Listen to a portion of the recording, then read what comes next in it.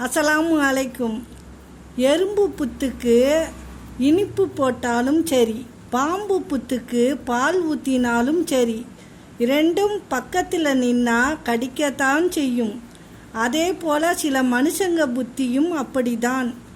என்னதான் நீ நல்லது பண்ணினாலும் உன்னை தப்பாதான் பேசும். உண்மையாக நேர்மையாக இருப்பவர்களுக்கு கோபம் அதிகமாக வரும். ஏனென்றால் ஏமாற்றங்களை தாங்கும் சக்தி அவர்களுக்கு இருப்பதில்லை. விழுவதெல்லாம் எழுவதற்கு தானே தவிர அழுவதற்கு அல்ல. முடியாதது எதுவும் இல்லை. முடியாது என்பது பிறகு சிந்தியுங்கள். எப்படி முடிப்பது எப்படி என்பது எப்பொழுதும் சிந்தியுங்கள். வெற்றி நிச்சயம். மீண்டும் நம்புவதற்கு முன் நினைவில் கொள், ஒரே புத்தகத்தை இன்னொரு முறை படித்தாலும் முடிவு மாறாது. அஸ்ஸலாமு அலைக்கும்.